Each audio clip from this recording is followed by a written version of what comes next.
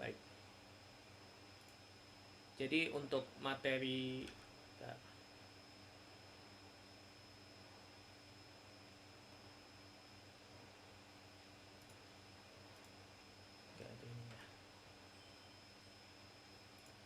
saya belum share screen.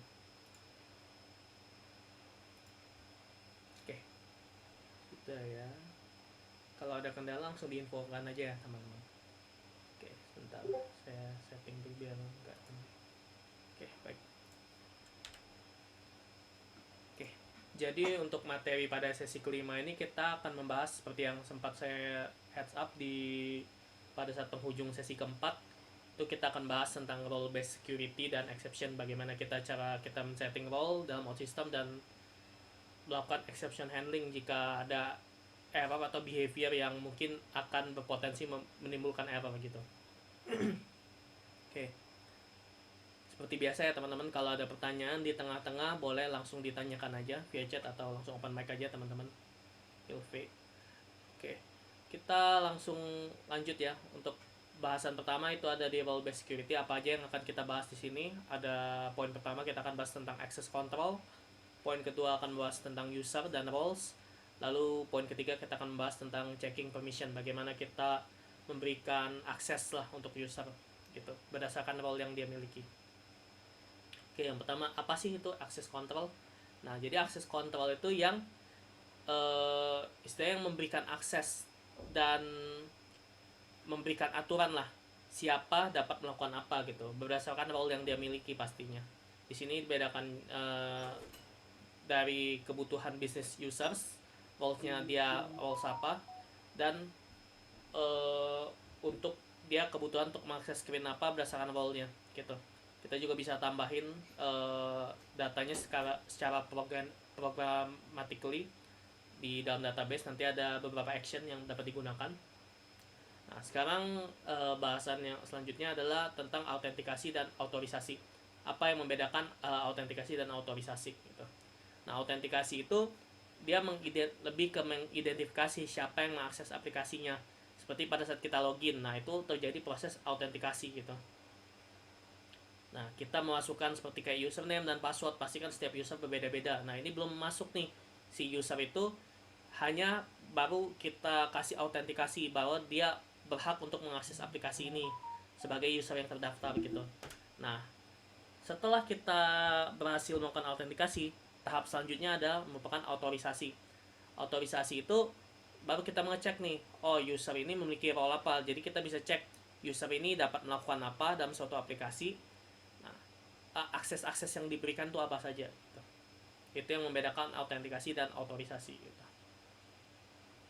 Nah, lalu user sendiri mungkin kemarin pada saat kita develop new UI dan itu sudah sempat kita pakai sedikit ya untuk modul users ini. Jadi kalau end users di OutSystem itu secara default dia itu punya provider sendiri yang namanya modul users ini. Jadi kalau teman-teman mau akses, ini environment teman-teman /users gitu. Mungkin pas kita bikin si role admin kemarin kan kita daftarin usernya lewat sini dan kita kasih akses role-nya admin gitu. Nah, mungkin kemarin sudah sempat coba pakai gitu. Nah, ini untuk menghandle user di OutSystem gitu.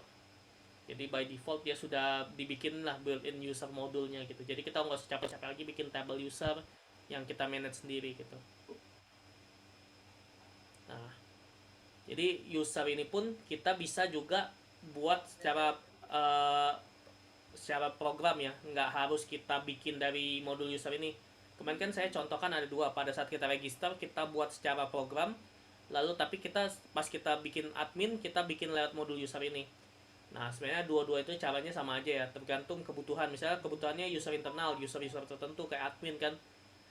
Jadi nggak boleh user yang public yang boleh daftar. Jadi kita bisa daftarin aja ke modul user ini secara manual gitu. Tapi kalau user kayak user end user gitu, user biasa, kita bisa daftarkan secara program secara programmatically lah. Nah, itu sebenarnya sudah ada gitu untuk actionnya user create sama user create update. Jadi sebenarnya kita nggak perlu bikin wrappernya lagi pun nggak apa-apa sih. Cuma kemarin saya contohin aja cara bikin wrapper untuk semua table tuh. Sebenarnya kalau untuk user sendiri, kalau kita buka dependensinya, kita cari actionnya. Kan kemarin yang kita pakai kan cuma satu nih pas kita register untuk encrypt password. Untuk create user pun sebenarnya sudah ada gitu, jadi sebenarnya webpamnya itu nggak perlu dibuat lagi, nggak apa-apa, khusus untuk yang user ini ya, karena sudah dibuatkan dari OutSystem ini untuk default ininya. Jadi ada dua cara untuk buat user, pertama dari modul usernya, lalu kedua secara program ya. Misal kita mau register user, kita bisa pakai action yang ini gitu.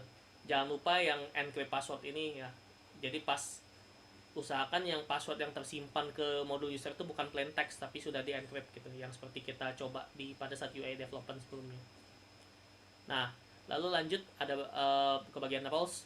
Nah, roles itu untuk mengatur autorisasi, kan kita sudah mengautentikasi usernya via username dan password dia saat login gitu.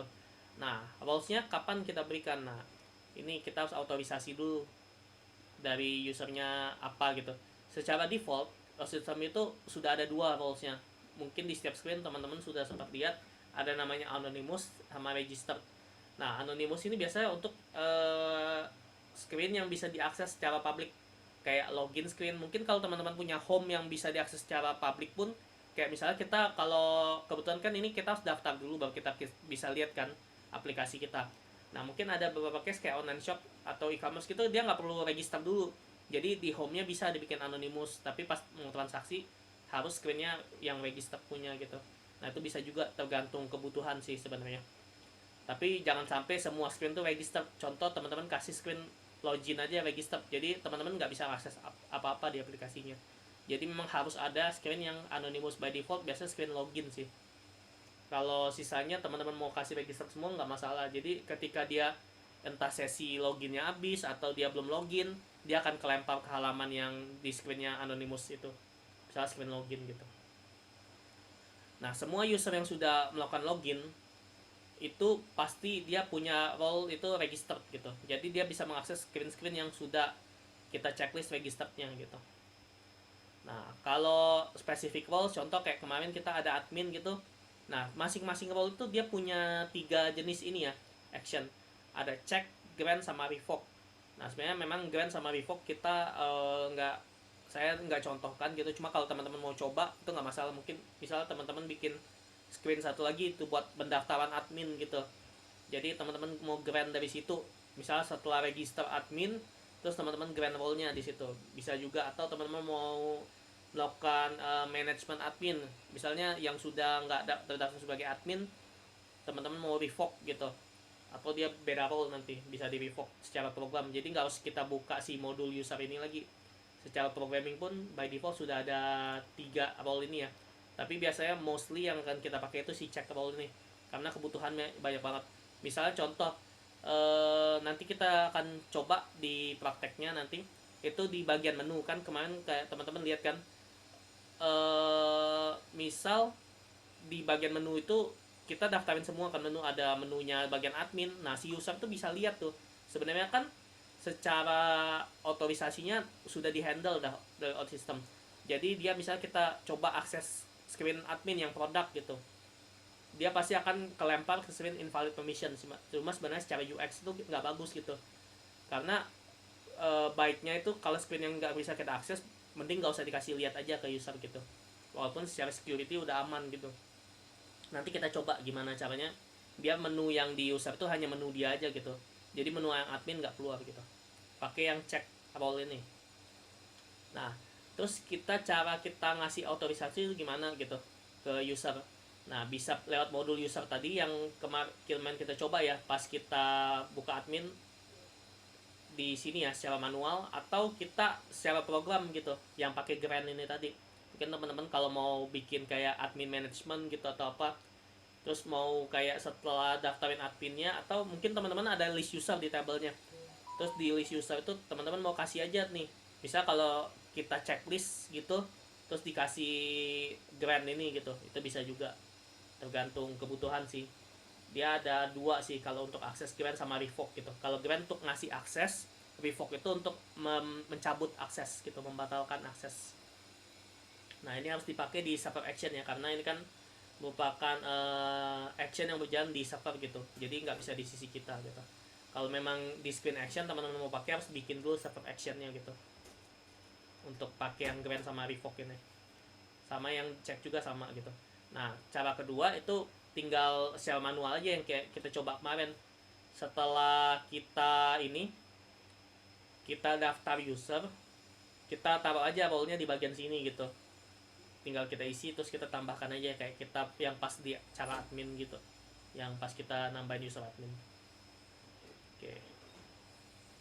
Nah, selanjutnya gimana cara ngecek aksesnya gitu.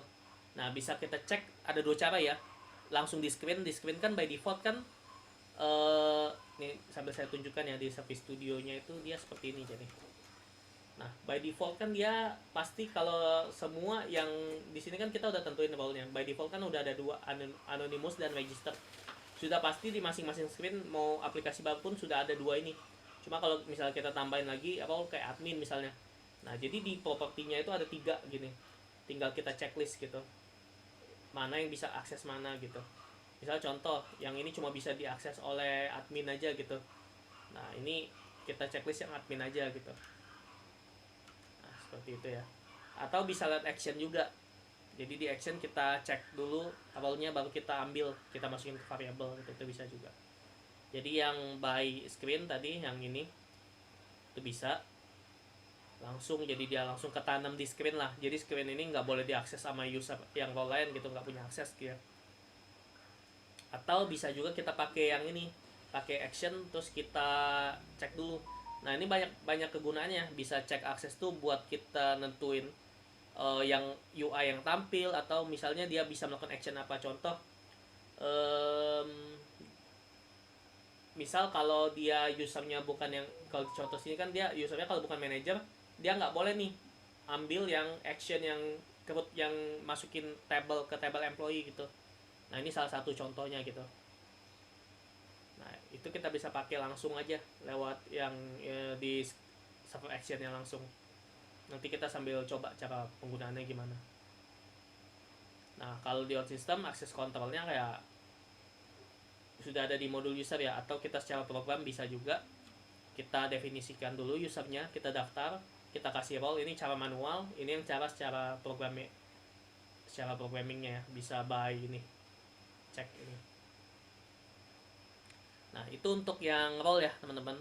Sebelum saya lanjut ke exception, ada pertanyaan? Mungkin ada yang bingung mungkin terkait role? Ada?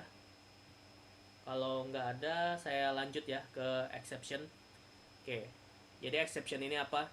Kan kita biasa kalau kita bikin suatu program itu kadang-kadang kan ada error nih. Cuma kan mostly kan semua error sebenarnya sudah ditanganin oleh OutSystem, karena dia itu ada sebuah global exception handlernya gitu. Kalau nanti kita coba lihat lah seperti apa sih bentuk global exception handler ini gitu.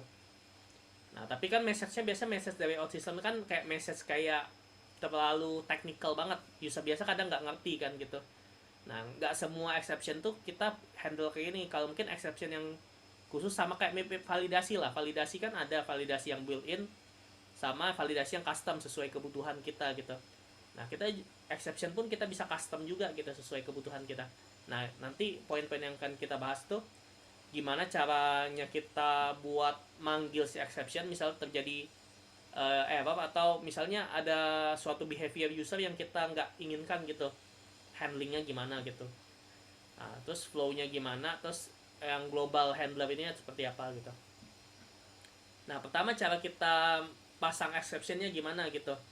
Nah, sebenarnya kita bisa pasang di action di mana aja, server action, screen action, client action tuh bebas di mana. Kira-kira misalnya di sini tuh kayak untuk ini misalnya contoh dia kalau habis ngisi form tuh dia kan akan melakukan pengecekan nih, dia customer yang valid atau enggak nih. Kalau customer yang enggak valid, ini sebenarnya ini custom exception karena by default nggak ada exception ini di OutSystem. Nah, jadi kita bisa pasang nih, oh ini kita keluarin nih exception yang ini nih, kita pasang exception yang invalid customer, nanti message-nya kita bisa setting gitu. Nah, atau di bagian kanannya kita juga bisa setting message-nya mau keluar apa gitu. Jadi exception itu kelempar ketika misalnya ada sesuatu unexpected behavior lah, atau mungkin sudah kita expect behaviornya, mungkin user sengaja mungkin actionnya itu berpotensi akan memunculkan error, maka kita harus jagain that exception ini gitu. Atau misalnya contoh, justru pas kita ngoding nih ada yang kelewat gitu, bikin error. Contoh pas di database exception kita mau update sesuatu tapi kita lupa masukin ID-nya gitu. OutSystem sebenarnya sudah menghandle itu karena udah ada database exception bawaannya.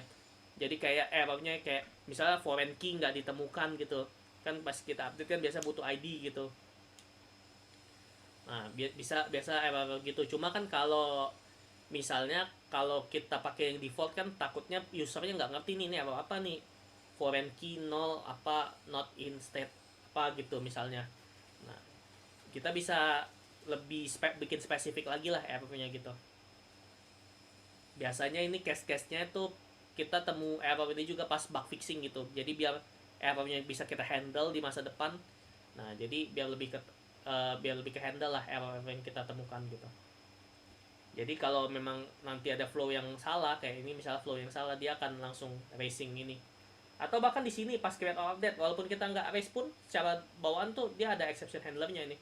Misal pas kita create tapi ada value yang kurang gitu, atau pas kita update lah paling jelas itu ada ID yang kita lupa masukin, foreign key-nya salah gitu atau apa gitu. Nah itu biasa di sini akan ngelempar ke database exception dulu, atau misal ada action lain gitu dia akan lempar ke exception yang paling spesifik dulu. Kalau memang nggak ada dia akan lempar ke exception yang paling atas gitu. Itu buat handle semua exception di global exception. Nanti di abis slide ini ada penjelasannya seperti itu ya. Ini emang agak ini sih agak kompleks penjelasannya, cuma nanti mungkin setelah prakteknya bakal lebih paham lah cara penggunaannya gimana gitu. Jadi ini yang poin kedua juga, dia kalau sudah masuk ke sini dia nggak ke end atau kemana lagi. Jadi benar-benar kalau dia berhenti di tengah-tengah gitu actionnya. Nah dia ada dua cara ya untuk manggil si exception ini secara otomatis. Misalnya kayak gini nih, ada error pas kita mau update database-nya, nah dia akan secara otomatis. Atau secara eksplisit juga bisa nih, misal yang exception yang kita mau handle khusus. Contoh nih misalnya kita ada ketemu use case-nya gini, kalau kita pas ngerjain project tahu-tahu oh ini pas kita di testing di UAT-nya lewat nih, tapi ternyata ini bakal bikin issue nih, makanya kita akan handle dia bikin exception khusus. Biasa exception ini kebanyakan kita pakai setelah bug fixing gitu, biar bug yang serupa itu kita bisa handle lah dengan lebih baik. Jadi nggak apa ya istilahnya, sekalipun misalnya dari sisi user yang bikin error bukan dari sisi program kita gitu, bisa lebih tersampaikan dengan baik gitu errornya ke user, nggak pakai yang bahasa teknikal yang terlalu ini gitu. Biasa yang kalau error yang seperti ini ya yang kita handle lebih spesifik gitu.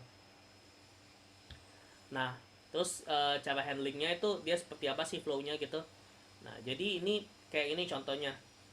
Kalau ini misalnya di flow ini kan, kalau customer nggak valid kan dia langsung akan ke sini gitu, karena exception yang paling spesifik ini dia akan menjalankan exception yang ini gitu. Dia akan jalanin ke bawah, dia ngapain sih kalau terjadi error ini, dia akan handle apa gitu. Tapi kan kalau yang create or update record kan ini database kan, nah kita belum kita handle nih exceptionnya. Sebenarnya tanpa kita bikin ini pun akan bisa, dia akan ngehandle ke bagian yang global itu juga ada database exceptionnya juga. Cuma kalau kita bikin dia akan ngejalanin exception yang ini gitu, gimana kita handling errornya gitu. Jadi nggak ke global exceptionnya, tapi yang ke exceptionnya dulu gitu. Nah by default itu kalau OutSystem itu punya beberapa exception ya. Sebagai contoh ada database, security itu biasa kalau login, biasanya login kayak nggak punya akses role tadi, dia akan kelempar itu ke security exception biasa. Kalau communication itu biasa kalau kita jalanin aplikasi terus putus di tengah-tengah atau internetnya mati lah, kita kena communication exception biasanya. Atau bisa kita custom kayak ini nih, sesuai kebutuhan gitu. Sebenarnya ada satu lagi sih, yang satu lagi itu udah paling atas, itu all exception, jadi untuk ngehandle semua exception. Jadi ini yang untuk handling exceptionnya, dia tuh flownya seperti ini. Kalau dia ada error di sini, ada handle-nya, dia akan ke yang lebih spesifik gitu. Kalau misalnya dua-duanya anggaplah nggak ada gitu, nggak ada handling exception di sini, dia akan ke global exceptionnya gitu buat handle exceptionnya. Itu untuk exception handlernya. Nah, selanjutnya itu, nah yang ketiga itu terakhir itu ada global exception handler. Nah, by default sebenarnya dari OutSystem dia sudah menyediakan ini karena ini wajib ada gitu. Nah, jadi ketika terjadi error, dia itu akan ngecek dari exception yang paling spesifik itu untuk handling error itu. Karena kalau memang nggak ada handling ini, misalnya saya nggak tahu ya, harusnya nggak bisa tanpa, misalnya contoh kita iseng kita hapus aja nih all exception gitu, nanti aplikasi bakal error atau apa gitu. Jadi benar-benar error yang kayak benar-benar kosong lah gitu, nggak render apapun gitu. Mungkin bisa kayak gitu, cuma kalau kayak gini kan lebih better lah cara handling errornya gitu. Nah ini tuh letaknya di mana sih? Nah itu letaknya itu by default tuh ada di common UI gitu. Namanya on exception kalau teman-teman di sini tuh letaknya. Di bagian, nah ini di common di paling atas ini. Ini letaknya. By default ada security, all exception sama communication gitu. Ada penjelasannya juga di sini. Nah, kita bisa setting di sini nih. Misalnya kita nggak mau pakai exception handlernya yang ini gitu. Kita mau bikin lagi yang baru. Bisa juga gitu. Cuma sih by default kalau misalnya exception global biasa ditaruh di sini gitu. Itu ya untuk by default. Jadi harus ada satu per modul minimal gitu. Maksimalnya harus ada satu lah per modulnya. Dan dia itu exception yang handling dari paling spesifik sampai yang paling atas. Yang paling atas ya itu yang all exception ini. Jadi kalau memang nggak ada yang bisa handle error itu, dia akan munculin yang ini. By default ya memang sudah di built in lah untuk keluarin message-nya apa gitu. Di system itu udah banyak banget handling error gitu. Jadi tinggal dia keluarin gitu. Cuma kalau mau lebih spesifik, kita bikin sendiri exception-nya gitu. Jadi biar yang ditampilkan ke user itu user bisa lebih ngerti error-nya apa gitu. Nah, dan dia ini ya poin yang paling penting ya, ini harus ada gitu. Paling seminimalnya harus ada all exception ini. Jadi kita untuk exception handling ya, nanti kita akan coba praktekkan gitu. Oke, itu aja sih pembahasan hari ini. Memang agak sedikit materi ini, cuma implementasinya mungkin buat teman-teman yang mungkin masih awam itu mungkin agak sedikit kompleks ya, tapi nggak apa-apa, nanti kita coba sambil saya demoin dan dipandu juga sama tim asisten nanti untuk sesi ini bakal ada breakout room lagi ya, karena kan kita nggak heavy di UI lagi, biar teman-teman bisa coba sendiri biar pemahamannya lebih bagus ya. Nanti akan ada exercise sendiri lah, saya sambil demokan gitu caranya gimana, teman-teman bisa coba. Ada teman-teman pertanyaan tentang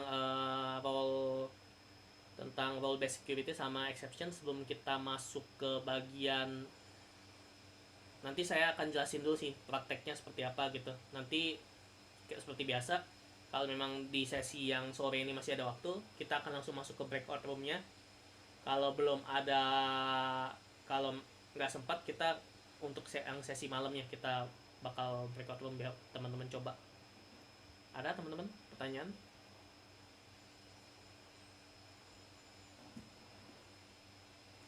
Oke, kalau nggak ada, kita masuk ke sesi ini ya, prakteknya. Saya demoin dulu cara pengimplementasiannya gimana gitu.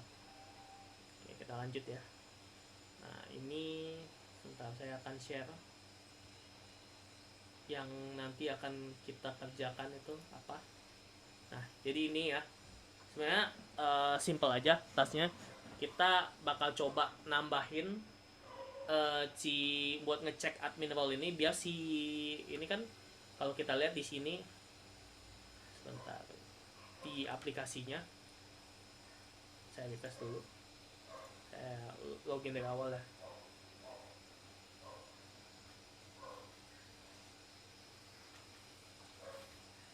Nah ini kita pakai user yang biasa gitu, user yang end user.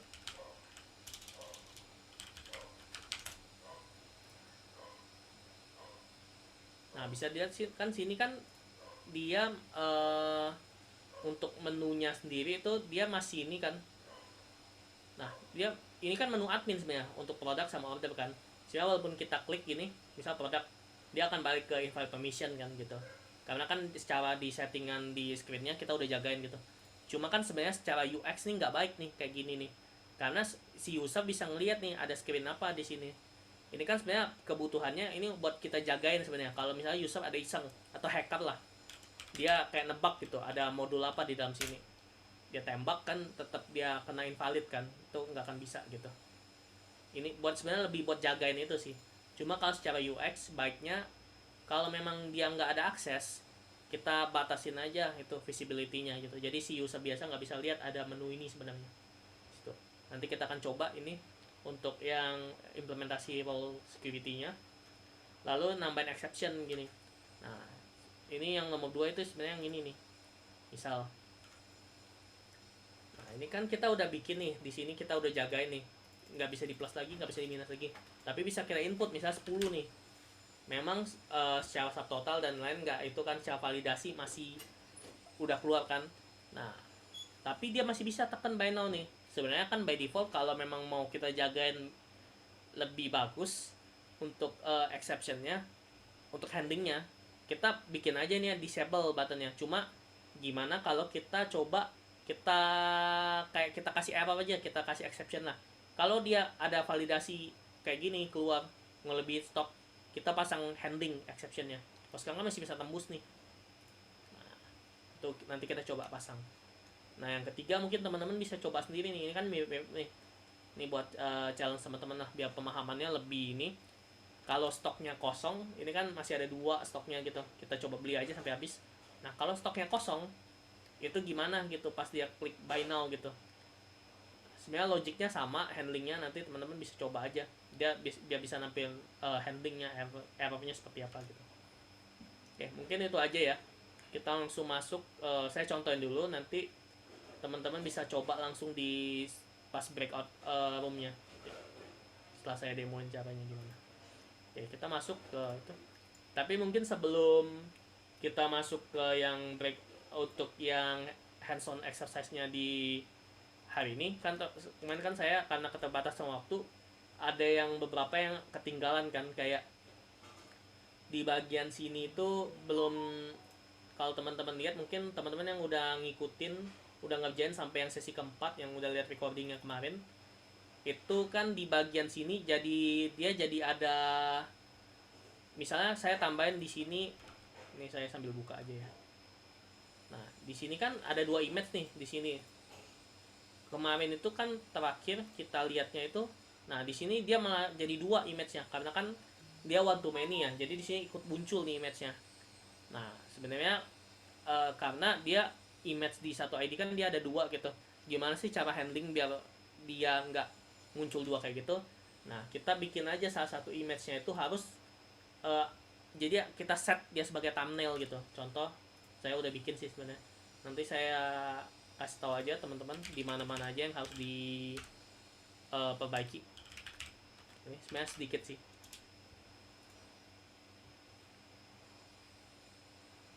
Nah ini kan sebenarnya di dalam sini tuh ada 2 image kan di dalam sini.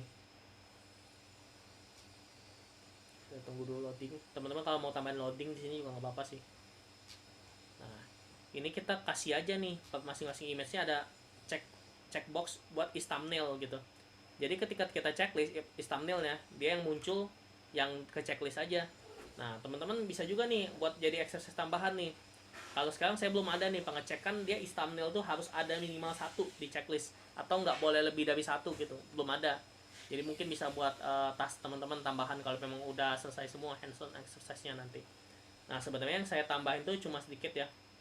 Mungkin kalau teman-teman belum sempat tambahin kemarin, kayaknya kemarin malam sih udah sempat saya tambahin. Kalau memang belum tambahin juga nggak apa-apa. Itu bisa di bagian CS-nya, service-nya, teman-teman ke table product image tambahin aja is thumbnail gitu. Tipe datanya boolean gitu. Nah, pas diimplementasi yang di bagian sini, di bagian product detailnya dulu ya. Di product detailnya teman-teman tambahin aja untuk UI-nya. Copy aja dari sini labelnya. Label ini kontainernya satu label nih, teman-teman copy aja. Nah, lalu teman-teman ganti nih kontainer yang dalamnya itu isinya labelnya itu is thumbnail. Terus kalau yang atas kan dia kan icon kan. Nah, kalau sini teman-teman ganti checkbox dia. Checkbox itu namanya checkbox is thumbnail, lalu variabelnya pakai yang ini. yang produk image list current is thumbnail. Harusnya sih di sini udah nggak perlu ada perubahan lagi, tinggal teman-teman publish aja gitu langsung. Itu di sana satu. Nanti kalau bingung nanti bisa sambil ditanyain aja sih pas breakout roomnya. Nah, ini buat yang lanjutan yang kemarin aja sedikit. Nah, lalu satu lagi itu di bagian sini, teman-teman. Di bagian home-nya. Di home-nya ini, teman-teman tambahin pas dia di agregat get produknya ini, tambahin satu filter ini. Ini saya copy aja nih, biar enggak ini. Karena agak panjang ini. Untuk filternya teman-teman tambahin aja ini. Nah, jadi dia itu kita ngecek dulu kan ada beberapa kan produk yang belum kita kasih image nih. Jadi kalau memang produknya belum kita kasih image nggak apa-apa, dia nggak harus kita cek dia ada thumbnail atau enggak. Tapi kalau produk image-nya ada, misal kayak tadi udah ada 2 kan, kita cek yang mana yang merupakan thumbnail. Jadi pas kita udah cek itu, nah yang muncul di sisi user itu yang benar-benar yang udah kita checklist thumbnail aja, nggak muncul 2 lagi gitu. Jadi seperti ini expected ininya resultnya.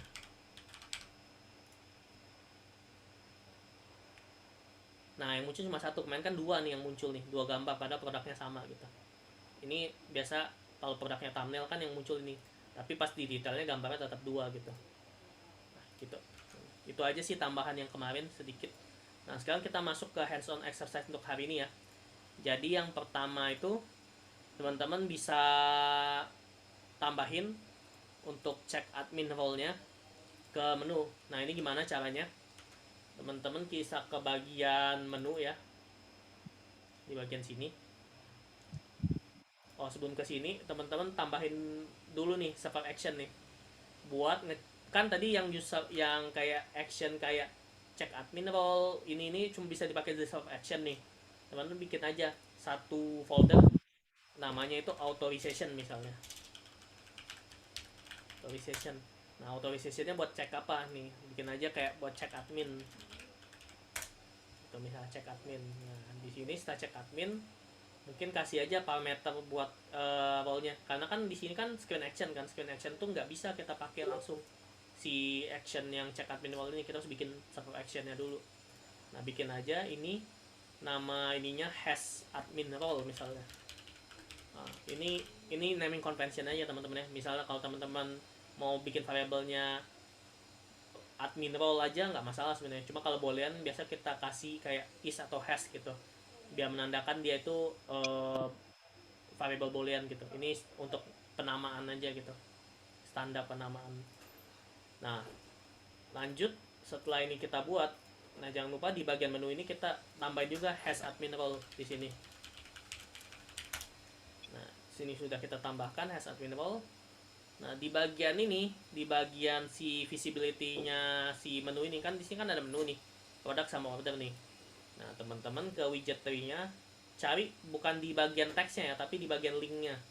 Dia kan ada link nih, ada 2 link. Di bagian linknya teman-teman ke arahin ke visible. Nah lalu visible-nya ganti ke has admin role gitu. Ini juga sama, arahin ke has admin role. Nah nanti untuk di bagian sini teman-teman kapan pakai si ininya. Nah ini teman-teman arahin dia ke blok menu, terus ada event, ke klik dulu yang bagian menu, ada event ini, teman-teman pilih yang on ready. Nah buat sekarang kalau teman-teman bingung apa ini on ready apa on render gitu, nggak apa-apa, nanti saya akan jelasin. Ini ada materi khususnya sih tentang screen life cycle gitu. Jadi ini nggak apa-apa kalau teman-teman bingung, ikutin aja dulu. Jadi on ready ini pas dia kita kan harus tahu kan, ini itu kita harus ambil pas dia setelah screennya muncul, si screen menu ini, si blok menu ini muncul kan. Nah kita harus ngeset nih si variable has admin role. Kan di sini kan nggak ada agregat, nggak ada database, jadi nggak bisa kita pakai on after fetch kan.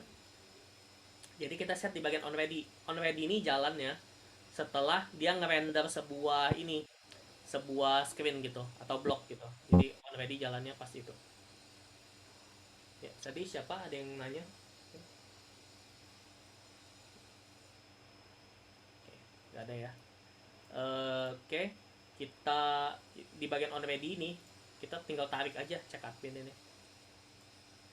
Nah, terus kita assign deh si has admin role-nya, kita tarik assign ke sini. Terus kita ini aja kasih has admin role ini ngambil value dari check admin. Nah, sebenarnya sampai sini udah. Misalnya kalau check adminnya false ya false dia. Kalau check adminnya true dia. Jadi visible ini akan muncul dia. Kita coba publish dulu ya. Ini untuk task yang pertama ya. Ya nggak terlalu kompleks sih kalau buat yang check-in ini. Ini bisa dipakai di mana aja. Misalnya teman-teman mau bikin nih home ini bisa diakses sama admin, sama bisa diakses admin dan itu misalnya admin dan user. Tapi misalnya teman-teman mau kalau admin tuh nggak boleh ngeklik ini atau nggak muncul ini gitu. Nah, bisa pakai yang tadi ke bagian widgetnya aja langsung, visibility-nya atau enable-nya dimainin kayak gitu. Itu contoh satu aja di bagian menu. Kita coba lagi ya. Nah, kita coba. Ini di sini harusnya kalau kita refresh dia harusnya udah hilang sih. Kalau memang belum hilang berarti harus login ulang gitu. Karena kan ngeset menu ini pada saat login ada sebenarnya, tapi pas dia pindah screen pun dia akan ngecek lagi gitu. Nah, teman-teman bisa lihat ya udah hilang. Jadi kalau dia menunya role-nya itu si user udah hilang nih. Cuma kalau kita login as admin nih bakal ada lagi dia. Kita coba ya, kita login as admin.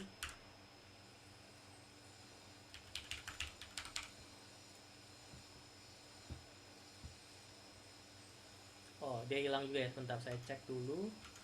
Ini harusnya dia ada ini. Kita coba pakai debug ya, teman-teman ya. Kita buat cek aja gitu. Nah, kayak gini misalnya kayak teman-teman udah ngoding nih tapi nggak muncul di sini. Buat ngecek kenapanya ya teman-teman pakai aja debug yang kemarin gitu. Nah, kan udah di ini. Kita debug aja di bagian on ready-nya. Di bagian modul ini. Kita tinggal cek sih sebenarnya.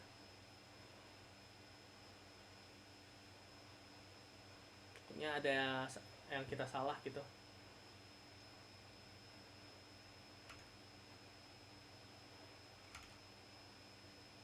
Nah, dia akan muncul tab baru kayak gini. Sebenarnya tinggal login aja sebenarnya.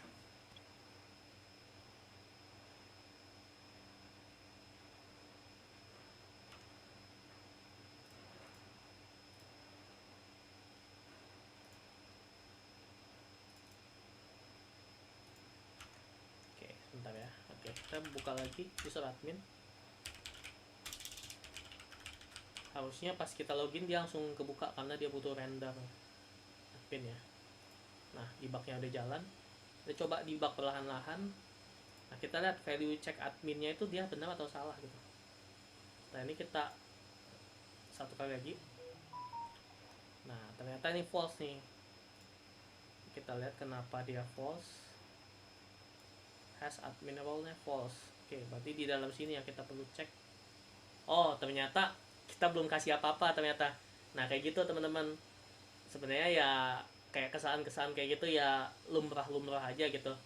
Nah, cuma ya sebenarnya kan kalau by default kenapa dua-duanya yang itu, kenapa yang tadi si user bisa muncul gitu, karena kan sebenarnya default value-nya ini kan udah false kan, kita set dia has admin role gitu, jadi nggak ada true-nya gitu.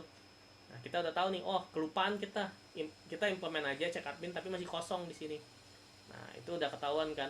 Nah, kita fixing coba. Kita stop aja debugnya. Yang ini kita close aja karena nggak butuh lagi ya. Nah, gimana implement ini?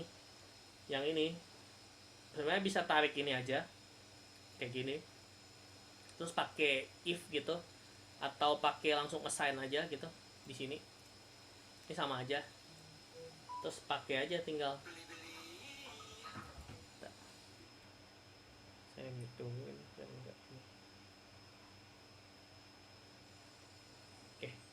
Nah, ini bisa langsung gini aja teman-teman, check admin role has role gitu. Tapi ini kita masukin dulu yang atasnya has admin role, yang bawahnya ya ini, dan value ini apa, bisa kayak gini. Atau kalau teman-teman suka yang pakai if, kan tadi kan dibilang di materinya bisa juga nih kalau server action lewat if nih. Jadi kalau teman-teman lebih suka cara yang kayak gini nih misalnya, nah pakai aja nge-roll gini admin, check admin role gitu. user ID-nya kan yang ini kan, user ID yang pakai yang get user ID-nya yang lagi login siapa gitu. Bisa juga yang kayak gini kalau teman-teman suka pakai cara ini. Cuma kan ribet nih, kita harus kasih assign di sini, terus kita harus kasih assign di sini nih.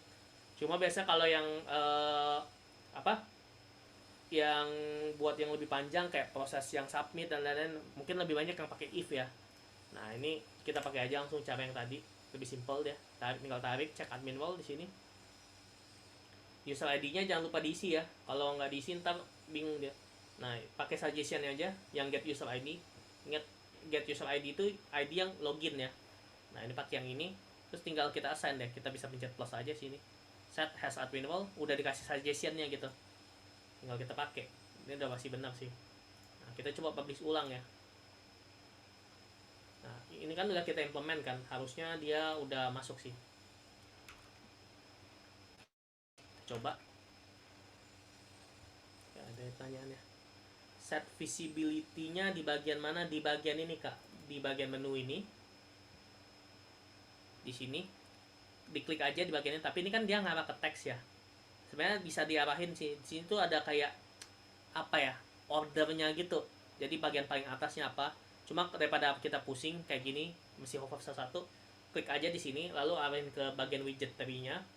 Kita arahin aja ke bagian link sini. Di bagian linknya kita set visible-nya. Sama, dia ada dua kan linknya, buat produk sama buat order. Di dua bagian ini sih kak. Diklik aja dulu yang bagian sini, terus arahin ke link. Atau mungkin kalau mau langsung bisa juga diklik, terus hover ke bawah dikit, klik bagian link, dia langsung arah ke bagian link gitu. Terus di set visible-nya yang has admin role-nya. Gitu. Oke, kita coba lagi ya. Di bagian ini admin masih sama. Kita coba refresh. Nah sudah ada ya menunya.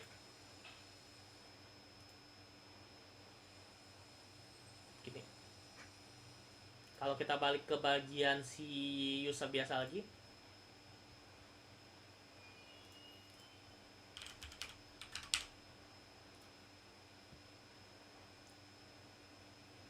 nah nggak ada ya. Jadi udah berfungsi ya untuk awalnya itu. Oke, ini yang jadi tas yang pertama seperti itu ya, kurang lebih cara ngerjain teman-teman. Nah tas yang kedua ini kita coba nambahin exception nih. Kayak ini kan kita masih bisa tembusin nih. Kalau stoknya nggak cukup nih, kita masih bisa nih klik buy now nih di sini. Sebenarnya ya nggak akan error karena kita udah jagain kan sebenarnya. Cuma baiknya kalau udah ada error kita baiknya nggak boleh klik, nggak boleh bisa klik apa apa. Entah ini buttonnya kita disable pun bisa sebenarnya. Cuma gimana kita coba implementasi yang exception tadi. Caranya jadi gini. Yang untuk yang ini kan ada di halaman detail produk ya. Kita pergi ke halaman detail produk. Kita cek dulu nih cara jagainnya gimana. Nah kita kan jagainnya tadi kan pas di bagian on chat sini kan, pas di inputnya berubah kan. Nah pas di on chat sini kita ngapain? Coba kita ke bagian on chat. Nah kan kita melakukan pengecekan kan. Nah tapi nggak usah pusing nih kita apakah akan kita implementasi lagi pengecekan ini. Sebenarnya nggak usah. Kalau teman-teman ingat di bagian validasi, pas kita belajar validasi kemarin kan ada di tiap widget itu kan ada apa, ada untuk ngecek si widget itu valid atau enggak kan, kita bisa set gitu. Kita pakai yang ini aja. Kalau si input quantity-nya valid, si buy now-nya dia bisa lanjut, bisa klik buy now-nya. Cuma kalau dia kebuka pop-up-nya kan, cuma kalau dia nggak valid kayak gini, kita pasang exception di dia. Oke, kita coba arahin ke buy now on click. Nah di sini kan kalau normal aja dia akan buka pop-up kan. Nah coba sekarang kita kasih if di sini. If kondisinya itu dari widgetnya input quantity valid. Nah kalau dia valid, ini kita swap dulu biar ke bawahnya itu true. Nah ke kanannya itu ngapain? Nah kita coba raise exception, tapi kan kita belum bikinkan exception kan. Kalau kita kasih all exception nanti errornya itu technical banget gitu. Nah sebenarnya kita bikin aja exception di sini ke teman-teman ke bagian logic, itu dia ada di bawah, persis di bawah bagian role ya. Exception teman-teman tinggal add user exception gini, misalnya kasih aja nama stock not enough misalnya. Nah ini biar bisa dipakai berulang-ulang, jadi biar ini sebenarnya untuk secara codingan aja ya, biar nggak bingung gitu sebenarnya exception yang ini tuh buat apa gitu, tinggal ditarik aja kayak gini.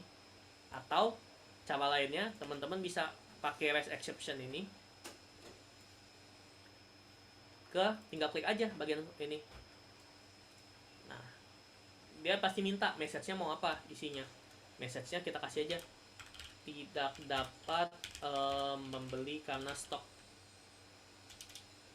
atau simpel aja stok tidak mencukupi gitu, ini aja misalnya. Nah teman-teman mau pasang lagi exception handler di sini boleh-boleh aja sebenarnya, tapi kan sebenarnya simple kan. Nah kayak kita kasih ini, terus kita mau kasih misalnya assign-nya kita reset ke jadi apa gitu. Nah, contoh nih, ini kan kita ini kan dia value-nya mau kita set jadi apa itu, cuma kan sebenarnya simple lah, kita cuma mau muncul error aja. Jadi yang bagian sini tadi nggak perlu kita tambahin apa-apa sebenarnya, kayak gini aja sebenarnya. Ini tuh udah cukup sebenarnya kalau untuk handle exception yang simple gitu. Kenapa kayak yang tadi itu misalnya kita ke bagian inilah, dia itu sebenarnya buat munculin ininya aja sih. Misalnya ada yang di sini kan kita nggak di raise kan, dia itu nge-raise nya ke bagian sini. Cuma kalau di bagian ini tadi kan spesifik kan, udah pasti yang handling itu udah di sini, dan sini udah ada message-nya, jadi nggak perlu kita handle lagi pakai ini.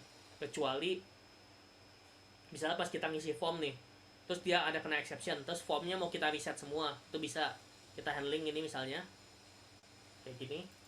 Terus kita isi, misalnya kita setelah dia ada error, kuantitinya mau kita balikin lagi nih jadi satu, inputnya kita validin lagi, inputnya misalnya kita mau validin lagi nih, ini jadiin true, terus validation message-nya ilangin.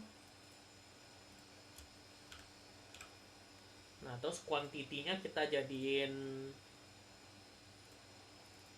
balikin jadi satu lagi misalnya, bisa juga kalau teman-teman mau handle gitu. Cuma kalau by default ini nggak perlu kayak gitu pun nggak apa-apa. Coba ya kita coba yang simple aja kayak gini, dia akan keluar sih message-nya. Kita coba publish. Jadi gitu sih sebenarnya, kalau memang sebenarnya kebutuhannya kayak gini aja cukup, nggak usah kita handle lagi gitu. Biasa dia ada handle khusus, atau kayak yang di global exception kan sebenarnya yang ini dia kan nggak di raise tuh pertama, ini tuh munculnya otomatis gitu, karena action ini tuh secara otomatis bakal di handle sama out system gitu. Ini biasa buat munculin message-nya aja sih, error-nya apa gitu. Gitu. Kalau udah yang spesifik ini biasa cukup gini aja sih udah ke handle ya exception-nya. Ya, kita balik lagi ya ke sini, kita refresh aja.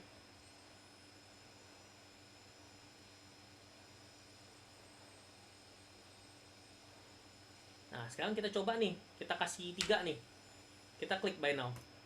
Nah dia akan keluar error. Kalau kita benerin, kita kasih 2 lah, kita close dulu, baru dia boleh lagi. Kita balikin lagi 3, kena lagi dia.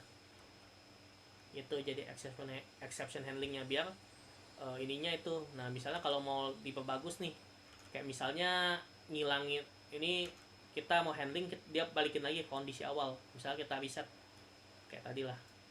Nah itu kita kasih misalnya stock not enough, terus kita mau handling si validasinya pertama, atau kita copy aja ya biar cepet ya. Validasinya itu kan di handle di bagian, biasanya kita hapus dulu pas di input quantity on change kan. Nah ini mana nih yang buat valid, yang ini kan, kita close, kita copy ini bagian ini, kita copy aja. Nah kita nggak butuh kan yang ini, kita butuh buat valid aja, kita hapus aja. Ini kalau mau hapus tinggal Ctrl D aja teman-teman, atau tinggal ini delete assignment.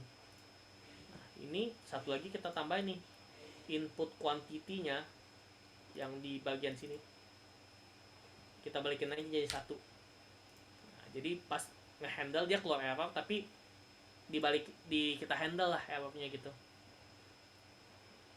Kalau ini kan sebenarnya kalau dia kondisi kayak gini ya udah tetap error kan, harus kita kayak benerin dulu gitu. Cuma kalau kayak kita handle lebih baik tadi, dia akan nge-reset kondisi awal gitu sebelum ada error gitu. Nah, secara UX mungkin lebih better sih, tapi tergantung kebutuhan sih, balik lagi gimana baiknya. Nah kalau kita mau handle kayak tadi misalnya pasti ada error, dia muncul error tapi kita reset langsung. Coba ya kita kasih 3, kita pencet buy now. Nah dia memang nggak keluar message-nya.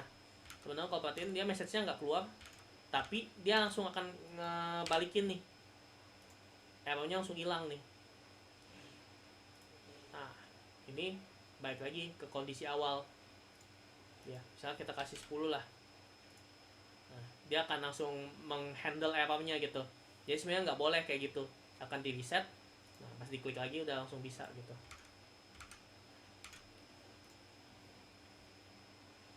Atau mau langsung nih pas ini langsung dia klik aja lagi buy now nya tapi langsung ke reset jadi 1. Cuma kan usernya nggak tahu nih, tiba-tiba pas dia beli 3 sini ke reset jadi 1. Nah dia nggak confirm nih kayak gitu. Nah, bebas sih teman-teman mau handle kayak nge-reset kayak gitu langsung, cuma message-nya nggak akan keluar kalau kayak gitu. Nah atau bisa juga kalau tetap keluarin message-nya, teman-teman nambahin aja di sini, jadi message-nya tetap ada gitu ya. Apa message-nya kasih exception message-nya yang dari sini nih, kita coba ya. Jadi dia tetap keluar dulu message-nya, baru kita reset gitu.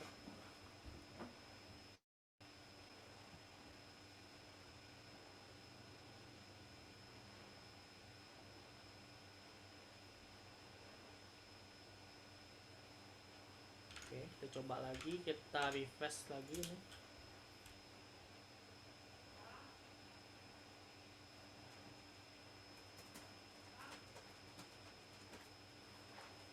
Nah, kita coba kayak gini, kita pencet buy now. Nah, dia keluar dulu nih message nih, baru dihilangin di sini. Nah, terserah sih teman-teman mau pakai cara yang mana, bebas gitu. Ini yang lebih kompleks ya, kita handle semua tapi secara mungkin experience user lebih baik. Oke, itu aja sih tasnya mungkin yang teman-teman itu. Nah, satu lagi saya mau kasih teman-teman challenge nih. Kan kita belum ada nih buat yang kalau handle stock empty nih. Nah, sebenarnya caranya mirip-mirip ini. Kalau ini kan stoknya itu nggak cukup kan. Nah, kalau stoknya habis gimana? Bikin aja gitu satu kondisi lagi gitu buat handle. Bisa aja misal teman-teman di sini kasih if gitu, terus ngecek nih stoknya di agregat si produknya itu nol atau enggak. Kalau nol ya munculin yang exception yang stok habis gitu. Nah, ini buat challenge teman-teman aja sih sebenarnya. Yang ketiga, atau kalau mau satu lagi bisa yang kayak yang di, cuma itu nantilah kalau teman-teman udah selesai semua, nanti mungkin saya bisa tambahin ini. Ini buat challenge saya yang teman-teman nomor 3. Oke. Oke, karena masih jam 5, kita bisa set ya ke breakout room biar teman-teman bisa coba yang tadi. Oke. Saya set dulu ya breakout roomnya. Saya stop sharing. Oke. Kita bagi jadi 3 grup lagi ya, sama kayak sebelum-sebelumnya gitu. Saya set dulu breakout roomnya. Jadi kalau teman-teman ada yang bingung bisa langsung ditanyain aja ya sama asisten yang standby di sana gitu. Oke, saya create ya roomnya. Selamat mengerjakan teman-teman.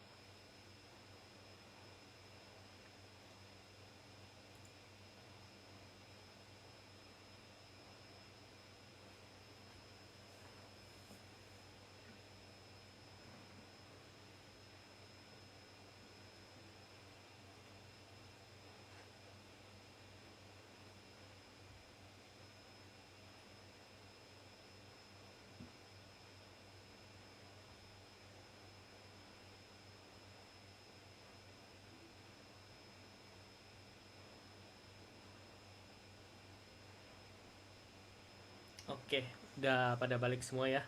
Oke, gimana teman-teman? Eh, ada kendala atau ada yang mau ditanyakan sebelum kita tutup sesinya? Masih ada 1 menit teman-teman. Kalau ada yang mau ditanyakan boleh.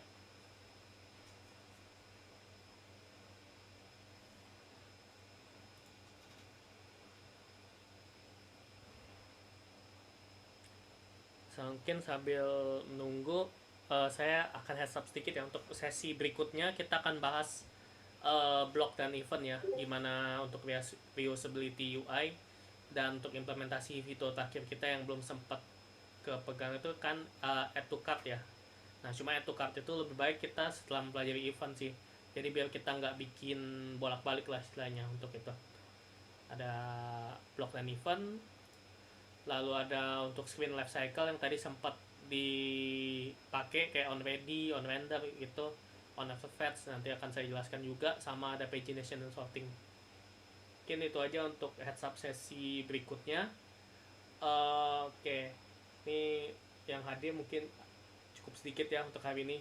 Saya harapkan dari teman-teman masih tetap antusias untuk mengikuti serangkaian sesi dari bootcamp ini, karena tinggal beberapa sesi lagi teman-teman.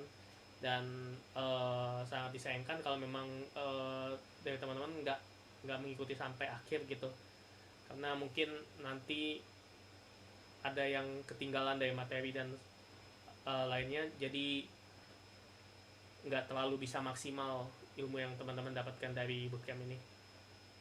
Tapi harapan saya sih bisa mengikuti ya teman-teman tetap sampai akhir gitu, jadi biar maksimal. Oke, karena waktunya sudah habis untuk sesi kelima ini, saya akan tutup terlebih dahulu. Terima kasih teman-teman yang hadir untuk sesi kelima ini. Uh, saya tutup untuk sesi hari ini. Semoga ilmu yang teman-teman dapatkan hari ini bermanfaat. Terima kasih, selamat malam teman-teman, selamat beristirahat. Terima kasih Kak. Sama-sama.